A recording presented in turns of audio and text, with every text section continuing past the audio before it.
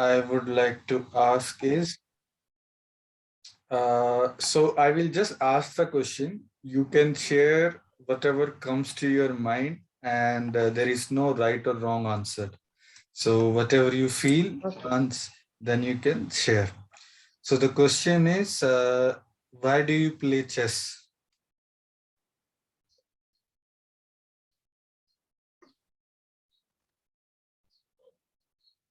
Like yesterday's game you're asking, in general you're asking. No, no. In general, I'm asking, why do you play chess? Simple, I just want to be calm. I love chess. Simple answer is I'm in love with chess. Like I like to play chess. One is that. Second is, over the year, like almost a year I've been playing, and it's changed me, my thinking. Like now I am a bit of a better person, I can tell. Okay. And nice, like I people know me in a social circle also. Oh, you play chess. Like the you are known as a chess player in your society. That your identity also. That definitely matters. Okay, and you become more not exactly popular, but you are something like other than your bank or your whatever you've been doing. So you are known as a player, like whatever. In a society, you have a name. Okay. So that is also identity. Next is what people adore me. That's all. Okay, two more things. First, you said you love chess. Now the question is why? It is like, it's become a. I love chess because now I'm all alone. Like, it drives away your loneliness. As Okay. age creeps in, like your children go up to a foreign country or get married, somewhere that vacuum is there, no? And then we have been busy throughout your life. Suddenly there's a big vacuum, like what to do. So it fills that gap without any negative thoughts. To drive away any negative thoughts, like I keep worrying, oh, what is happening there? What is happening? Something comes to your mind, wrong things.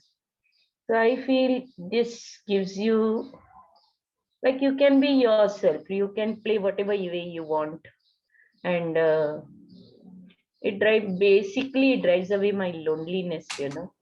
That was and afternoon I keep myself busy with such things to be. I don't want to be lazy and to drive away my laziness also. Yeah. Next is okay. That's all I can say. Okay. In this, to fill that vacuum and to make yourself busy, there are many other things also you can do. Then why only chess? Yeah, other things also I was trying to do, reading books, then watching TV. Half the countries watching all Bakwas TV commercials and this, that, all kind of movies. But no, more of waste of time I felt. I felt this is more interesting. Okay.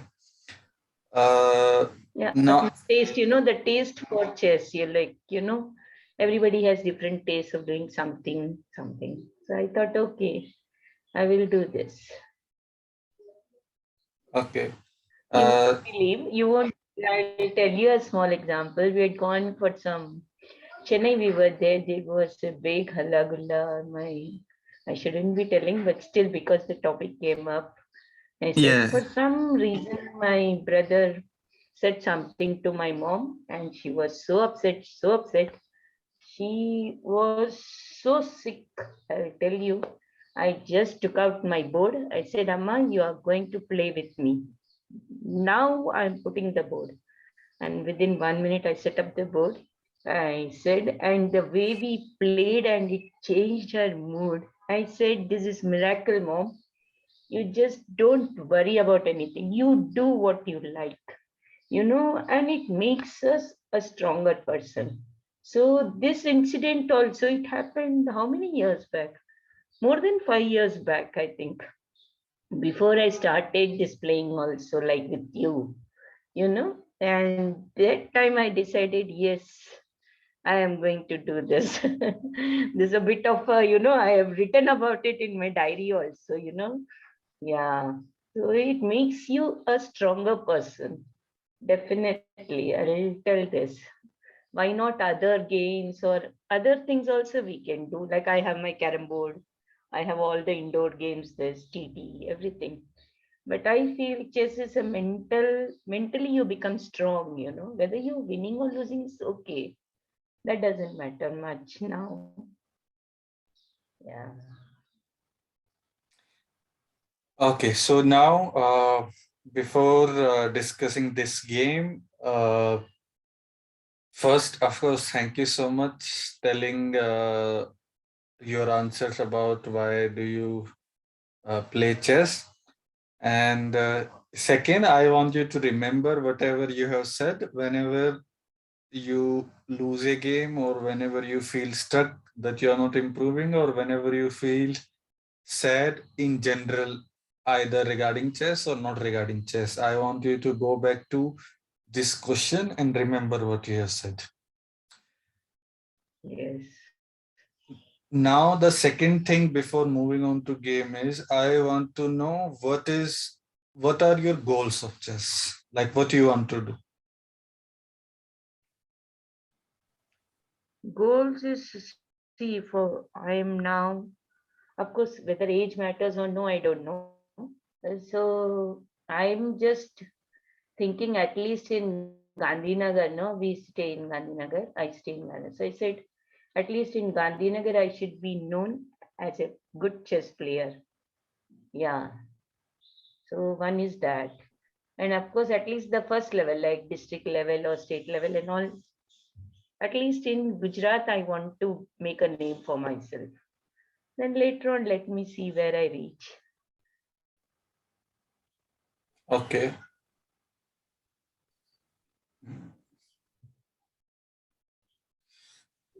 Okay, so we'll start with this game.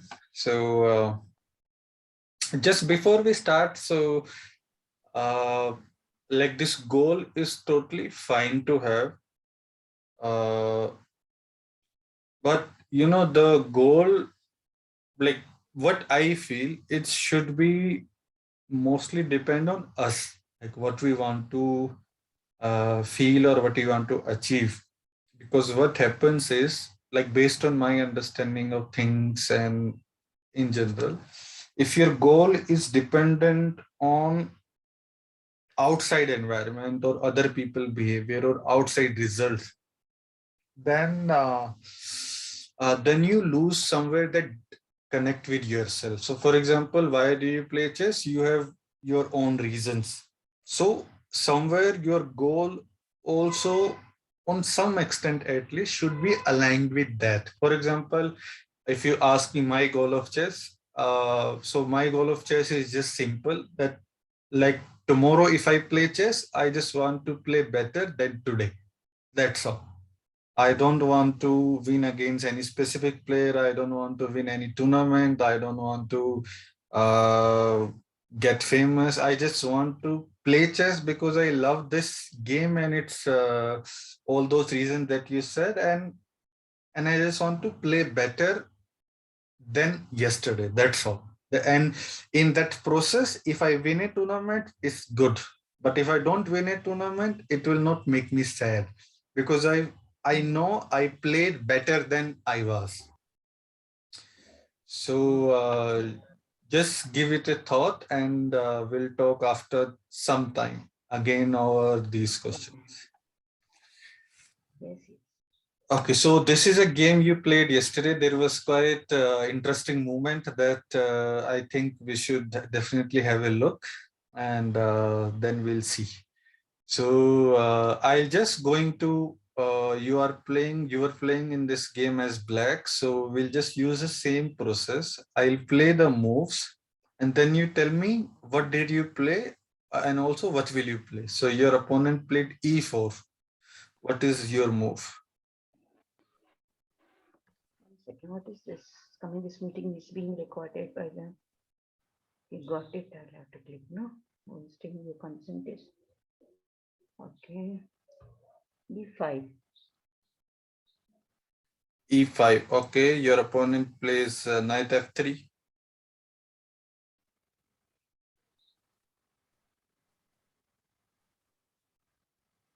Knight D6. Knight d6 or knight c6? Oh, sorry. Knight C6. Knight c6, bishop c4.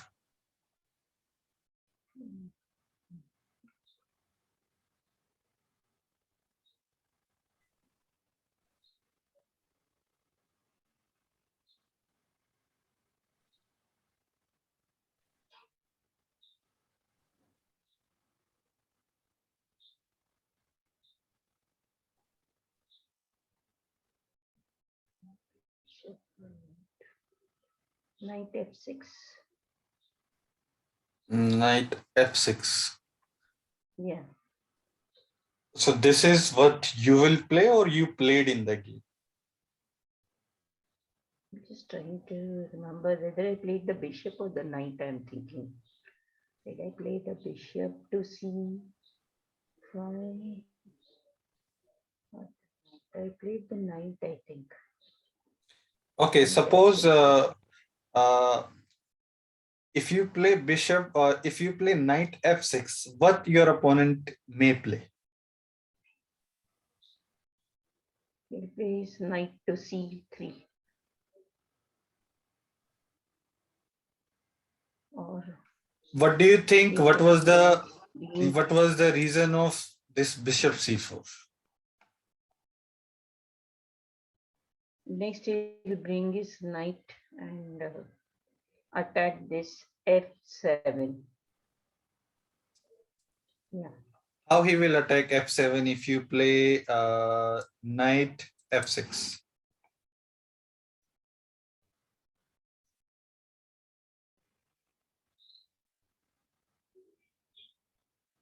No, no, after 2, 3 moves, like what I'm saying is, No, suppose he he brought this out for castling. He can do no castling fast. no suppose he don't want to wait. He's a attacker. So if you play knight f6, he want to attack your f7 pawn. How he can do that? He will straight away attack that. So How? he'll lose his bishop. But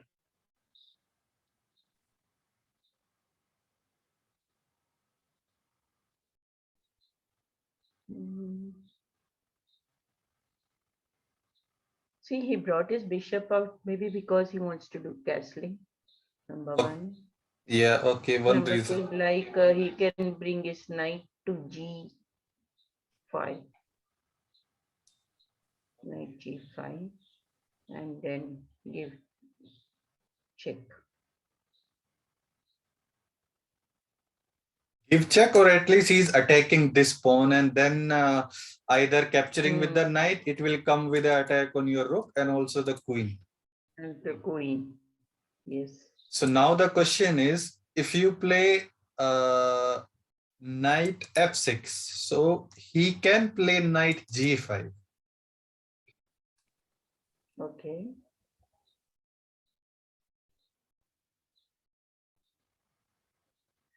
Give me 1 second. Arrow is not coming. It should come. Yeah. So suppose if he play knight g5 after knight f6, what will you do? Now there are two pieces who is attacking f7.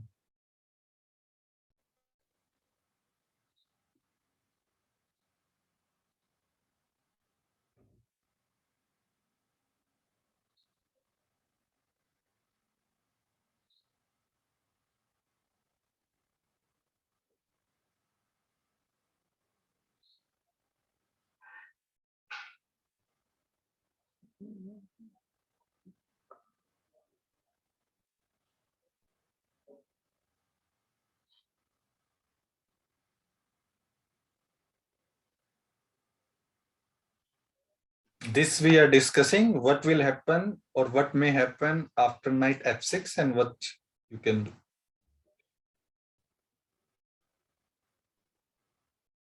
Yeah, now the position is my knight is on f6, right? Yes.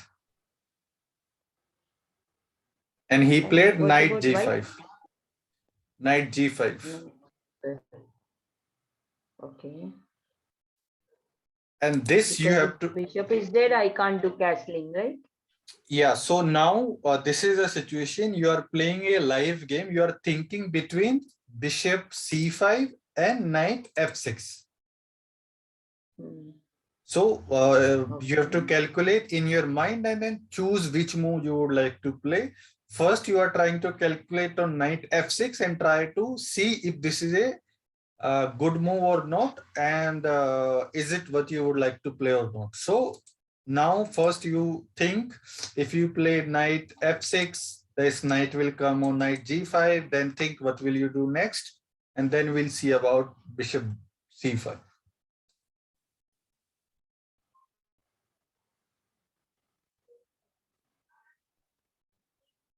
Knight goes knight f6. Knight g.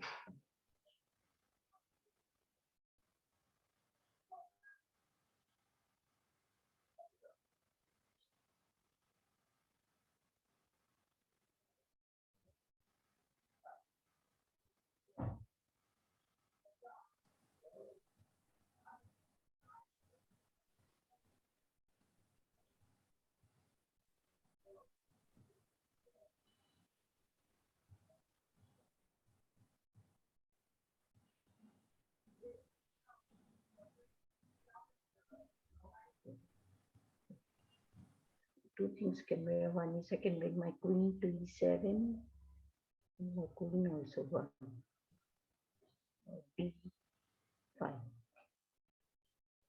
What's happening if it's d5?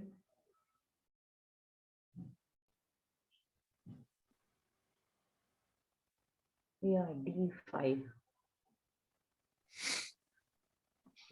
Yes, so in this position, d5. if you play knight f6, the white can go knight g5. Yes. And in this position, there is only one move that can save, which is d5. d5. After d5, so let's think, suppose if bishop capture this, what will you do?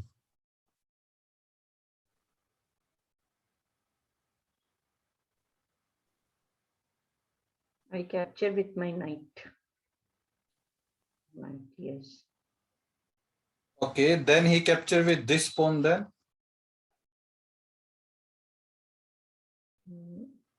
With my queen, I capture the knight. Then he capture your this knight then. Oh, he's here now. So first, get rid of the knight. Okay. Now what all black has lost? It is.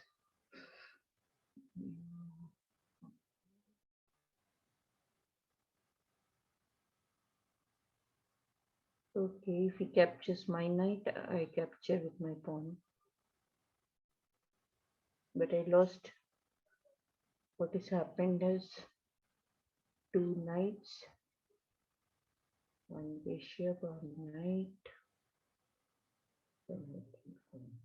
Because I am worried that knight can jump on f7, no? And it will attack both my queen and my rook. So it's better to capture my knight first instead of the pawn. Okay, if I capture with that pawn with my queen, if the knight comes to f7, I can capture the knight. Oh yes. Okay, let us check again.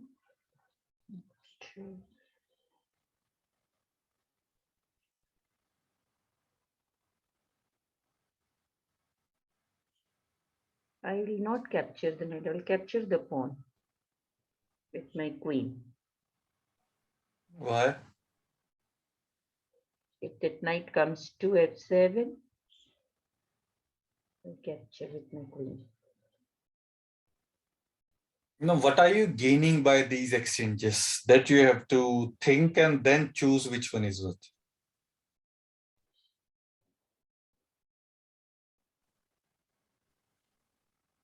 You have to justify your moves. Okay.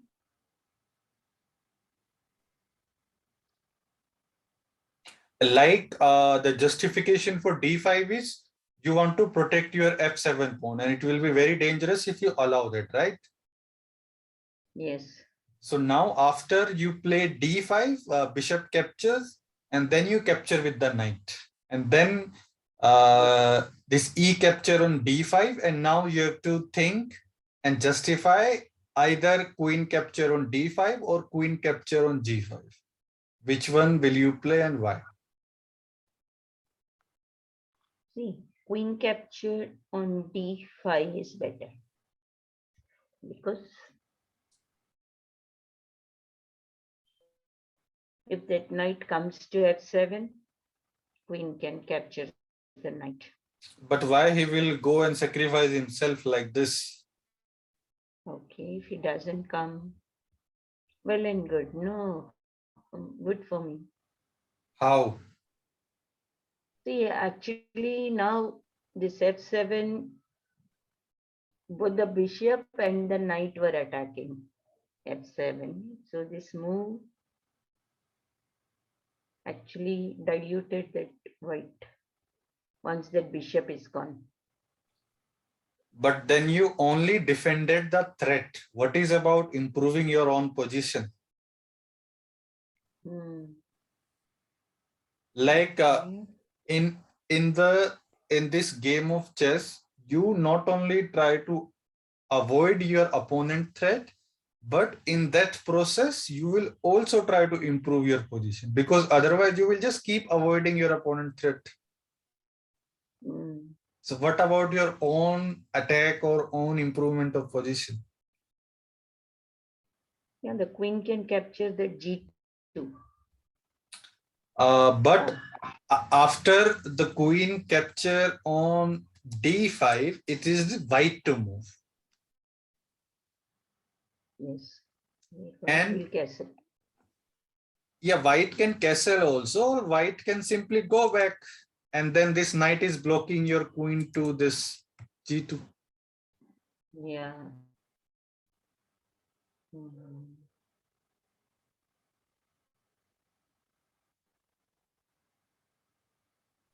Now think 2, 3 moves ahead. So suppose bishop captures, then knight captures, then this pawn captures.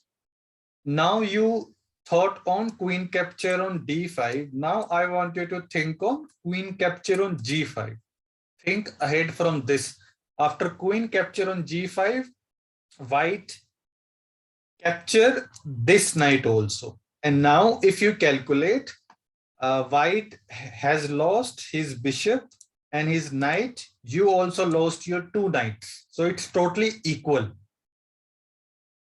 Yes. But after this become equal, it is black to move.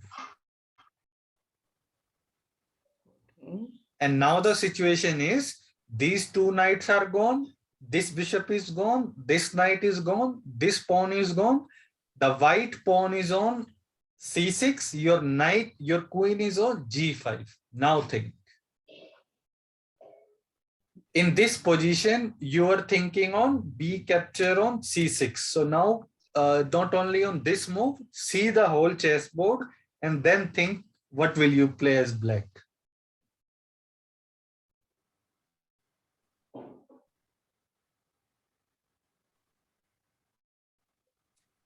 Think our candidate move. One move is, of course, b capture on c6.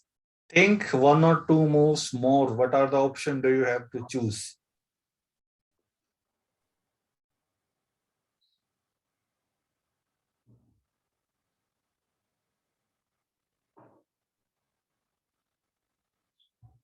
Queen can capture G2 also. G2. Captures G2. Yeah. Now you are threatening to capture the rook, right? Yes. So now you think and tell me, rather, if you have to choose capturing this pawn on c6 or capturing this pawn on g2 and attacking the rook, which one will you choose and why? Attacking the rook. G2 and then attack the rook. Why? No, but even if I capture that, the rook can straight away move there, no, to f1 or whatever. Then we capture the other pawn. Okay. Rook goes to f1. What did you achieve in this? Unless he can't castle now on this king side. Okay, this is the one result. Do you Another think it is? reason is I can, yeah, tell me. Yeah, do you think it is good in this position that white will be not able to castle on the king side?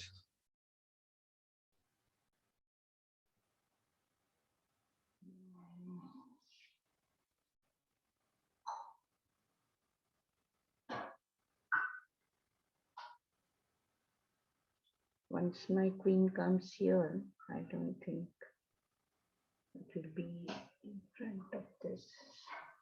Okay. Now it is white to move, right? White played rook f1 because you are attacking his rook.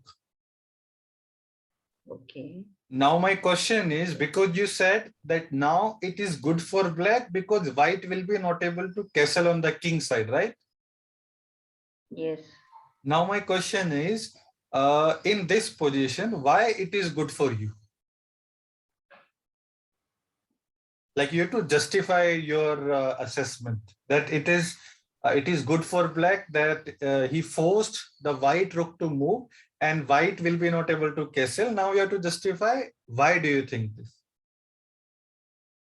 Once my queen reached G2, this diagonal is free. And another thing is I can capture that H2 pawn. Now, oh, that knight is there. No, no, knight is gone. No knight there. Yeah. So capture that H2. No, you Otherwise, the pawn which has come dangerously close to C, where it came to C6, even that can be captured. okay. So these are the short-term benefits. Like you can capture the H2 pawn, you can capture the pawn on C6, right? Yeah. Now, when you say that it is good for black because white will be not able to castle, it means you are saying a long-term point. Okay. Now you have to justify your this idea based on long-term ideas. You can capture these two pawns. This is your immediate benefit of this position. Hmm.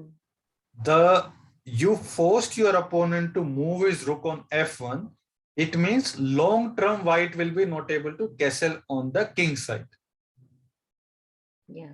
And now you have to justify how it will benefit you in long term. In this position, see the whole chessboard and then try to justify why queen capture on g2, forcing the rook to go on f1 is good for you.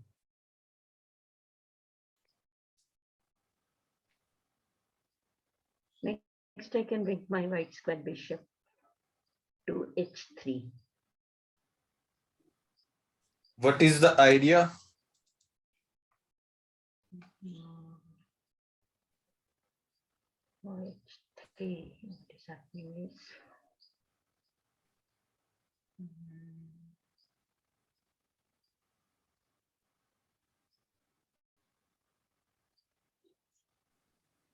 can capture the rook with my queen.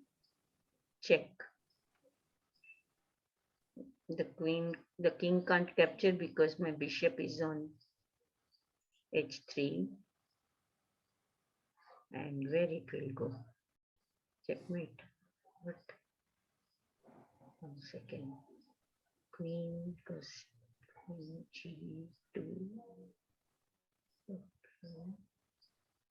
Bishop h3. Yeah. Checkmate it is. Okay, so yes, so when the rook goes on f1, you have one move which is bishop h3, which will threaten checkmate in next move, right? Yes. Okay, so in this position, definitely it gives you chance for very quick attack, right? Yes. The other point is when white will be not able to castle on the king side, on which side he will try to castle? The other side. Do Queen you, side. yes, so do you think other But side it then is, so do you think on the other side it is going to be easy for him to castle? it will.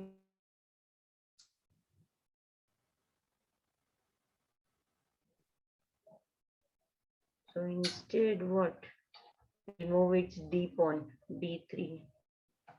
So I could not hear, but did you say that will it be easier for him to castle on the queen side or not?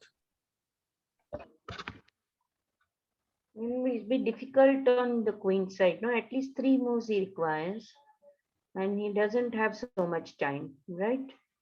Yes. So, so what he'll try to bring his queen out, so that or that d3 he can move, or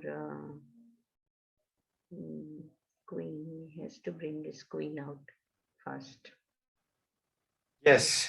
So this is a long-term assessment which says that when you force your opponent to not being able to castle on the king side, he will also take so many moves to castle on the queen side too. Yes. And when he takes so many moves, you will also have those moves to continue your attack on the king side while he still stays in the center.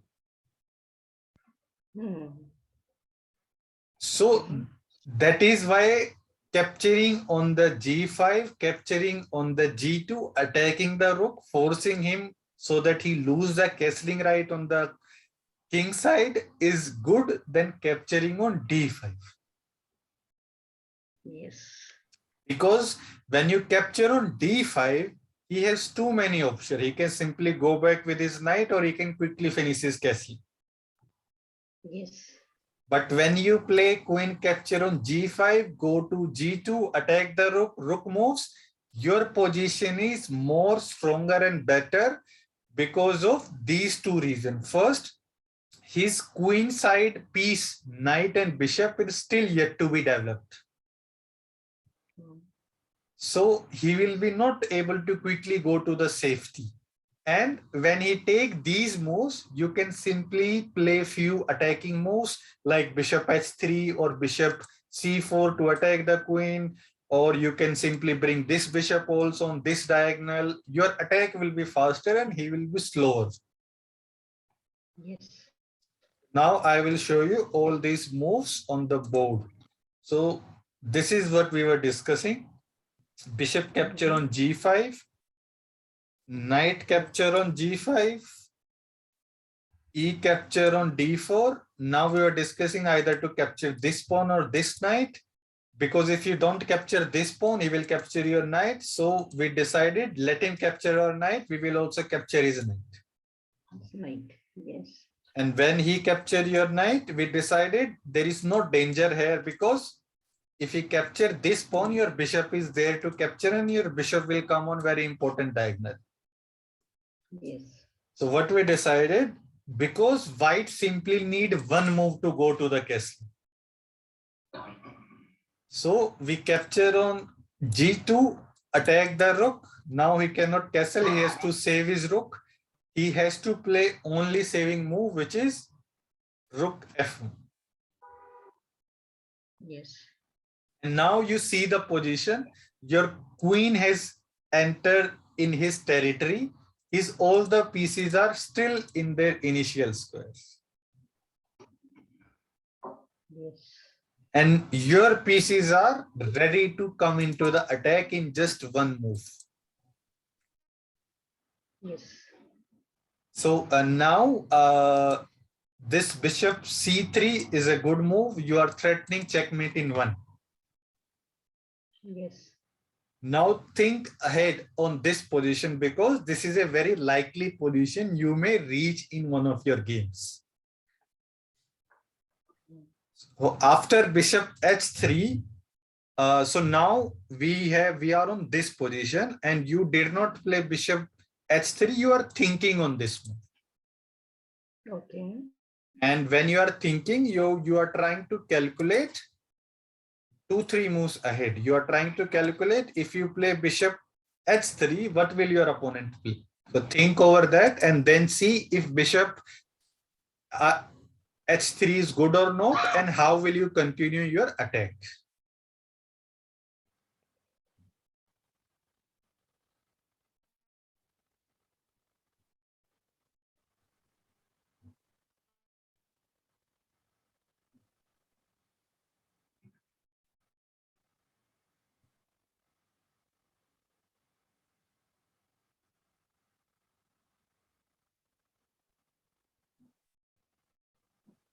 Now you're asking me what will white do, right? And how will I respond? Correct? After you play bishop h3. Okay. So like in chess, whenever you are thinking of a move, you don't play that move just because it came to your mind, right? You calculate and see what your opponent can play, then how will you continue next, right? Yes. So in the same way, you are just playing this game and you are calculating what will happen if you play bishop h3.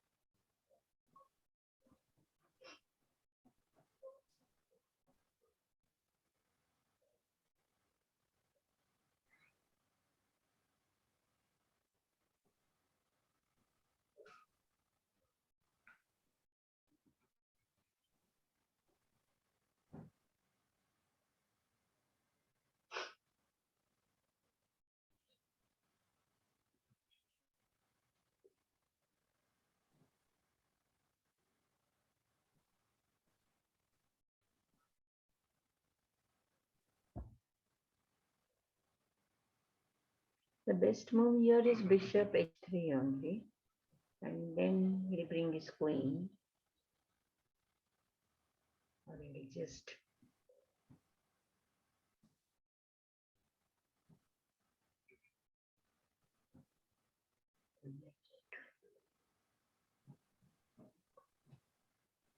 place d3.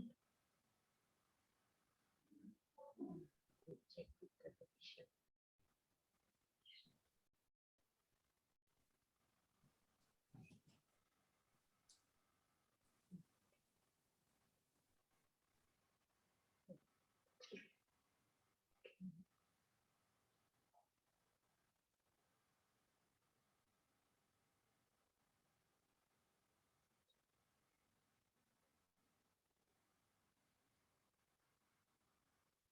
Now this is the best position which black can do, right? This is the position you think you have reached and it is good for black. Now you are threatening checkmate in next move. Yes. How white will try to prevent that?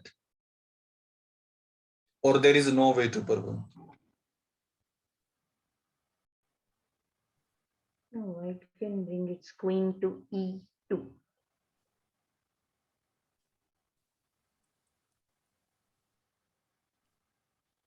Yeah. Queen e2 defend the rook, right? Yes. Then how will you continue further? Okay.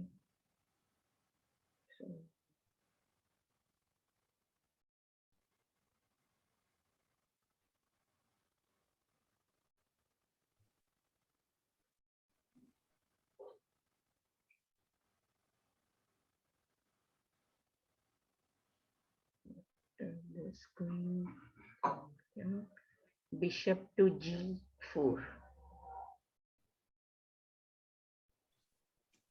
So this bishop you want to play g4.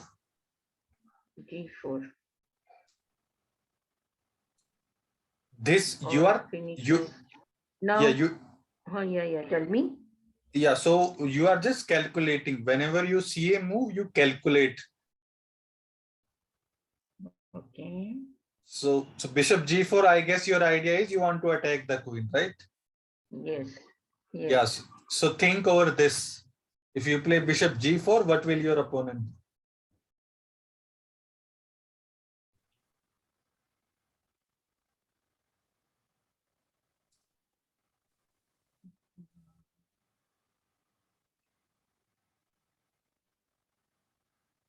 We'll play f3.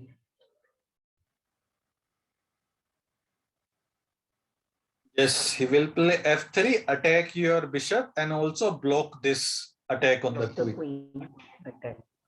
Yes. Then what will you do? Now my queen is save my queen. Mm. So from attacking, you came to saving, right? Yeah. Because see, once this f2 came, okay, because that pawn came to f2, now that queen is there on e2, right? The white queen is on e2. Yes. So I saw that, oh, my queen under attack. I saw that. Yeah, and this your queen came under attack because you allowed your opponent to play f3. Yes. So whenever we attack, we should not give our opponent chance to breathe.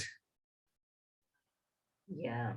Because whenever you give any chance to your opponent, he will just grab it with both hands. Mm. So let's reach in this position. So now you play bishop c3. Yes. You are simply threatening checkmate in one. Yes. There is only one move that defends, queen e2. Yes. Now, whenever your opponent plays any move, there is a tendency in us that we see those moves which we are thinking just nearby those pieces. Yeah. So always try to see the whole chessboard, that whenever, of course, you are attacking this, but keep in mind that this pawn is undefended, your king is still in the center, this pawn is on c6, he may capture on b7. Keep all these points in mind. So suppose you have to be very careful that this queen can simply capture it and it's a check. Yes. So just, of course, it is not dangerous, but it is a habit that you can build, that no matter whatever is happening on any square on any side of the board, your whole understanding has to be on each and every square over the chess. You never know which move which will save you in the last or which will make you lose. Mm. So in this position that we saw, that if you play g4, now black has various options. Either he can play this move. Now your bishop is under attack, your queen is under attack. Queen under attack. Yes. And now like if you move your queen somewhere, you will lose your bishop. Yes. And if you play this, he will be more than happy to simply exchange everything. There is no attack anymore. Yes. So in this position, you have few choices. For example, first, you can simply exchange everything there. Mm. So now think and tell me, is it a good exchange or bad exchange? So suppose if queen capture on F1 check, what will white play?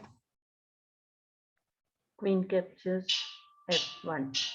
Queen capture F1, then Bishop. Bishop captures F1. then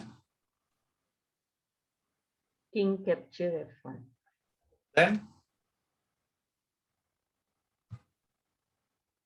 Now the black got a rook and a queen. The white got a bishop and a yes. So the position of white is still undergone, no? this exchange is good for you or not? Good. Why? Just is driven away that checkmate threat. And rook more powerful than bishop. So you have won an exchange. Yes. So whenever you get a chance to win an exchange, it is always good. Okay. Like not always depend on the position, but mostly if you are able to capture your opponent rook with either your bishop or either your knight, it is good. Yes. So this is one option. For example, you can capture the rook, queen captures, you capture with your bishop, king captures, you won an exchange, and in next move, you can also win a pawn. Yes. Now you capture this pawn, now you calculate. You have 3, 3, 6, and 7 pawn, and your opponent has 6 pawn. 6 pawn. And your opponent has 1 rook and 2 minor pieces. You have 2 rook and 1 minor pieces. So you are an exchanger. Yes. This is one position. Second, Okay. now if you want to continue the attack, what you can do is you can maybe simply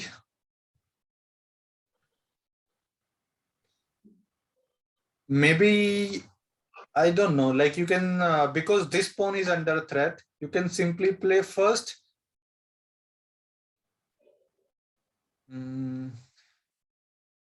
yeah, maybe bishop a6 defending this pawn. Okay. But maybe defending this pawn is not that good. What can we do to continue our attack?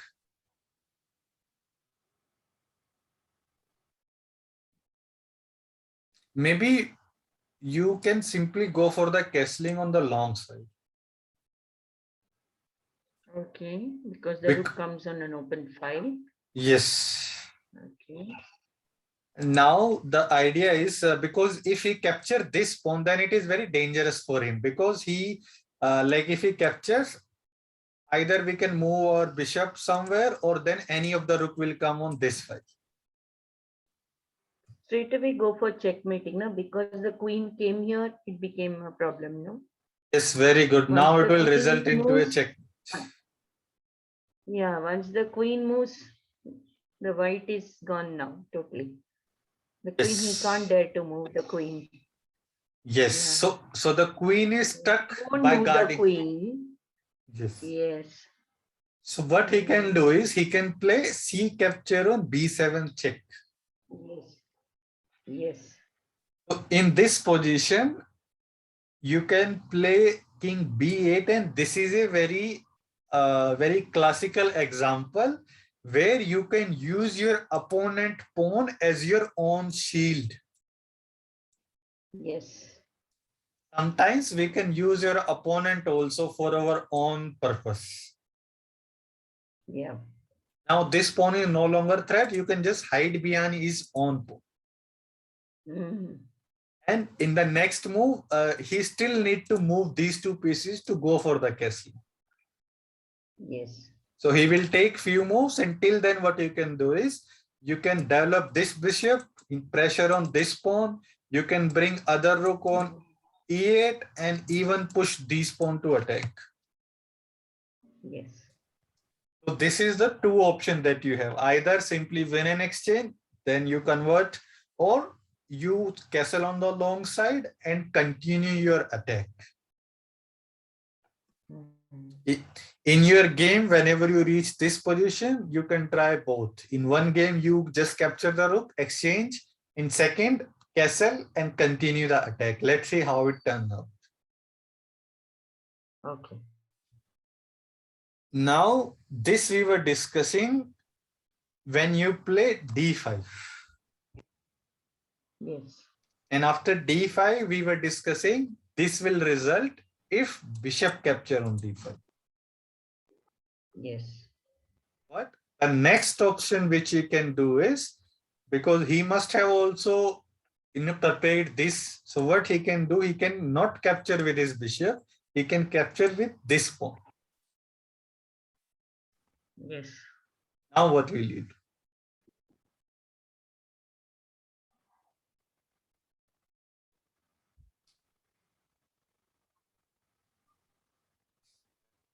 In one of the what analysis I saw, the knight moved to a5,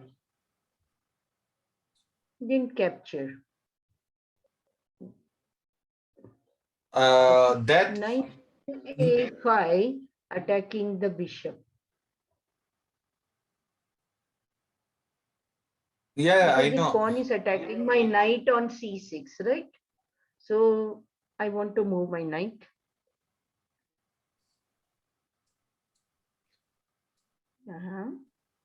So this goes here. You're not only saving your knight, you are also attacking the bishop. Yes. Now what he will do? Generally, knight in that corner, no, I won't move, but this position is here. We saved our knight, correct? Hmm.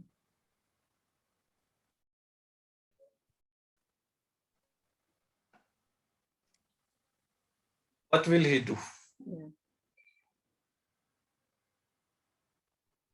If he doesn't want to exchange, lose his bishop, go to d3. There he goes to d3 or d3 pawn. Yeah. One is bishop moves to d3, or he can move his pawn to d3. Only these two options does he have? No, he can move his b. What is that? b3 also. Another thing is he can. Do you remember the CCT? Ah, yes, yes. So whenever we Capture threat. so that CCT is not only for us. It is for our opponent also. So whenever you are thinking what your opponent will do, you also think in those terms. Okay. This knight is very much alive now. Knight on g5, right? We will just have come to f7. But f7, what is the benefit? You can simply capture that. Oh, now too, because that is blocked. What forgot.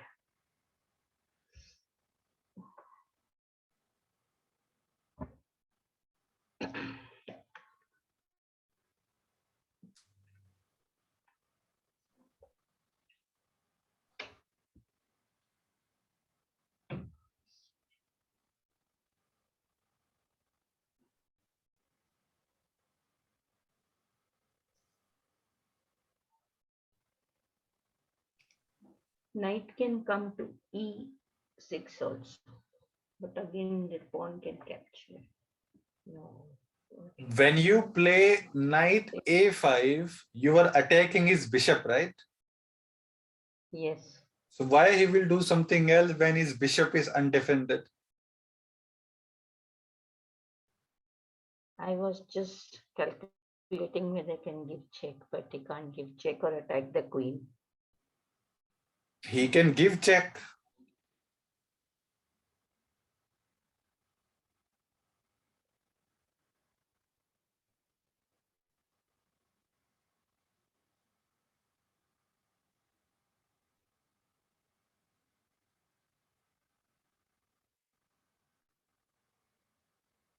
Hmm.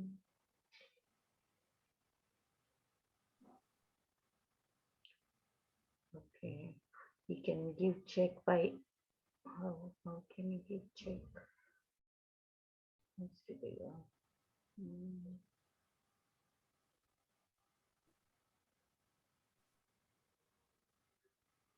Bishop moves to B. What is that? B5. Yes, bishop b5 is check. Check. Yes. And I'm looking at all the other options. Oh God. Yes. And bishop b5 also defend his bishop. Yes. Now think, after bishop b5, what will you do?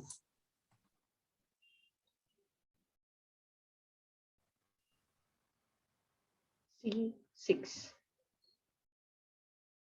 c6. Okay. After Always C6. Yeah, because I don't want to lose my knight. C6. he captures your pawn. Yes, I capture with my B.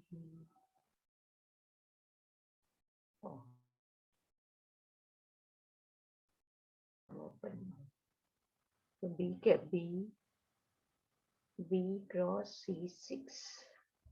It is simple. How do I see this pawn? This is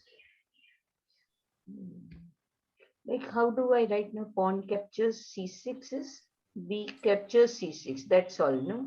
Yes. B is for bishop, but small b. Small b. Small b, yeah, okay. B cross C6. One is that, or if I, okay. Now that bishop, if it captures, I capture with my knight. So now again this bishop is under attack by this pawn, and this pawn is defended by your own knight, right? Yes. Okay. Now there are various moves. So this bishop can decide to either go back somewhere, right? Yes. Suppose your opponent plays queen f3. What do you think why he may play queen f3 in this position? He is saying, he's challenging you that you are welcome to capture my bishop. Yeah, then he captures the rook A on E8. Yes, this is his idea. When you capture his bishop, this pawn is moving away from this diagonal. Yes. And this rook is undefended because this bishop is blocking your queen. Bishop is there. Oh God. Yes. So after he plays bishop, queen f3, you cannot capture this bishop, right? Yeah. You need to defend your rook so that you can capture the bishop. Yes. So what will you do? So what's that? Bishop B7. Yes, you can simply play bishop b7. Yes. This bishop Yeah. is defended by this knight, and this pawn is also defended by this knight and bishop. Yes. Because now when you capture this bishop, he cannot capture your bishop because of this knight. Yes. Now he will have to go back. Go back. Yes. Now you can Okay. simply play your this bishop somewhere and go for the castle. Yes. See here, I want to ask one question. Like now, the king, the queen, the bishop, everything has come out like the white. Castling on castling is mandatory, or can should I do castling or should I not? Simple. You think and tell me. Mm, First, before telling me you should do castling or not, first tell me which side do you think black should castle. Then we'll decide when. it has to castle on this side, king side only, Why? because this side there's an open file here on D, and my pawns have moved. Both C and B. B7 is gone. Yeah. Yeah. So the first, So I first have to sit. castle on this side, king side only. Yes. So the first situation is clear that you have to castle on the king side. Now think, Yeah. uh, what time you should castle.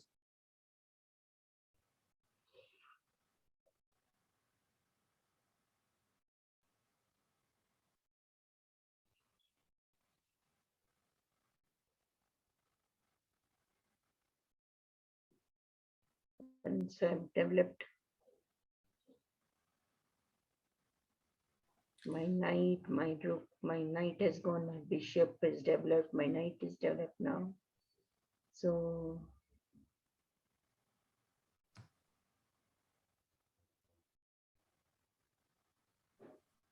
this castle here. Move that bishop and do castle right away. Yes. So it is the right time to castle because of few reasons. First, Yeah. you still need to dial up this bishop. Yes. So you will definitely develop it somewhere. And second, this knight is already in your territory. Whenever you move this knight, there is always a threat of queen capture on f7. Yes. So when you do the castling, your king will be more safer. Your rook will be protecting f7 from f1, f8. Mm. Yes. And okay, so suppose in this position, if you play bishop d3, and if your opponent plays this b4 attacking your knight, where your knight will go?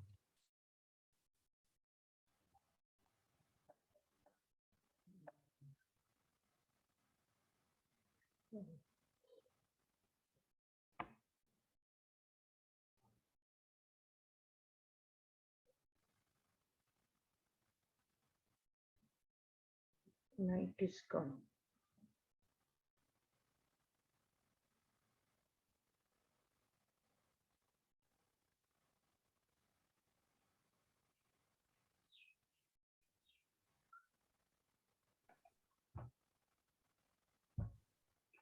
The place that I have my bishop, no? Capture with my bishop. Yeah. Yes, you can simply capture that. Capture. Yes.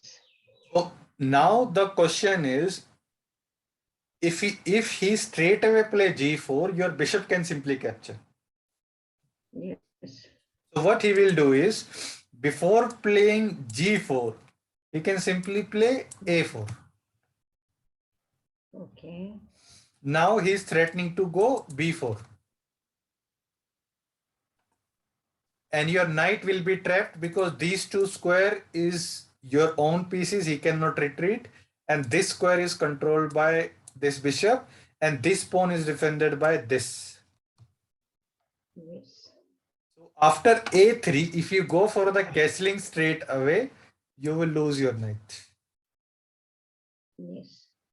So you need to do something so that you don't lose your knight. What will you do?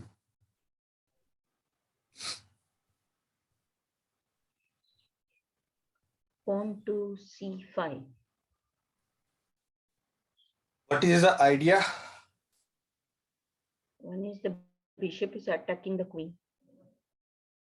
Okay. Yes, that. Second, the knight can come to c6. Yes, very good. So this c5 is multi-purpose move. You are attacking the queen and you are creating a square so that your knight can come back. Come. Yes. Now the queen goes to g3 and there is a no danger of this trapping your knight. Now you can simply go for the castle. Firstly. Yes. Now if your opponent plays this, there is no need to capture this pawn, because if you capture this pawn, of course you can capture and you think you are defending your knight. What? You can simply play c3 Okay. and then you have to move your bishop and then you will lose your knight. Mm. So in this position, you can simply come back, because when he capture your pawn, you can capture it back. Now your bishop is on nice diagonal. Yes. And then since this knight is in your territory, you can kick him out with h6. Yes. Now your two bishops are very strong and it will be good position. You can slowly improve your position. Yes. So this is the position you will reach if you play knight f6 in this position. Mm. And this is the position we are calculating. If you play knight f6, he goes knight g5, then you play d5, then e capture on d5, then knight h5, then bishop b5 check, then c6, then pawn capture on c6, uh, then uh, then he plays queen f3, then you play bishop b7, all these things. Yes. So these things you have to calculate and remember. In the last, I will tell you how you can practice this. So Okay. this bishop knight f6 is one line that we discuss. Okay. The other move is bishop c5. Yeah. This bishop c5 we will discuss in our next class, because this is also, there are so many variation that after bishop c5 what your opponent can do and how to play. Okay. So now before doing like puzzles and all those things, what you have to do is Mm. whatever moves you played, Mm. we calculated this knight f6, and after knight f6 there are so many variations that we calculated till this position, Mm. even till this. So yes. Mm. Okay. So what I will do is these moves I will share with you over the WhatsApp. Okay. So like you should be able to read these moves. Like it is written one e4, it means it is the first move. Yes. So this Got it. e4 and then second move is always for black, e5. Yeah. Second move Okay. knight f3, then second move for black is knight c6. Okay. And then bishop c4 by black, and then you don't have to think over bishop c5, that will do in our next class. What you have to do is you have to see all these Nice. moves. This knight f6, Okay. and Okay. then you have to play knight g5,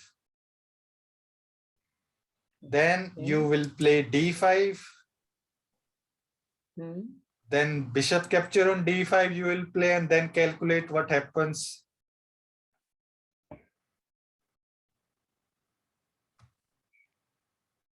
Okay.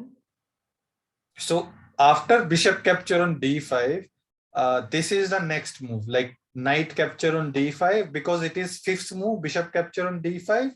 This is the fifth move. There are 3 dots. It means this is a one next variation. After fifth, you can continue. And after bishop capture on d5, this you see in the bracket. And this bracket means this is the second variation, that if bishop capture or if he does not play bishop capture on d5, the next move he can play is e capture on d5. Okay. So first you can complete this, that bishop capture on d5, then knight capture on d5, then e capture on d5, then queen capture on g5, d capture on c6, queen capture on d2, rook f1, bishop h3, queen e2, bishop g4. That after this bishop g4 we were thinking maybe not good. There are other variation. For example, queen capture f1, simply exchanging the bishop with your rook. Yes. And so till this move, all these variation, what you have to do is you have to set up a chessboard and replay all these moves by looking at these moves that I will share and think again. And by this process, what will happen is this whole process and the calculation and reasoning, it will save in your mind.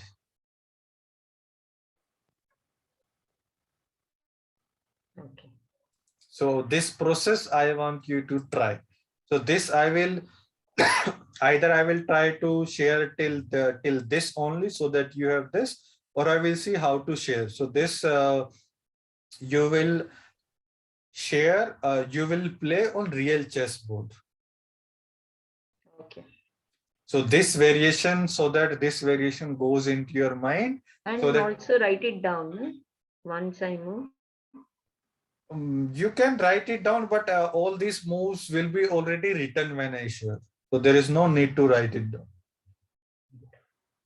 So this practice you have to do, so that whatever we discussed today in this variation, it goes into your mind.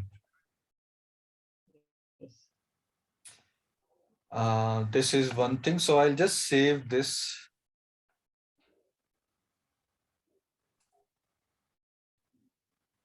I will try to share this. Okay, so yeah, I think we can end our class here. And in the next class, what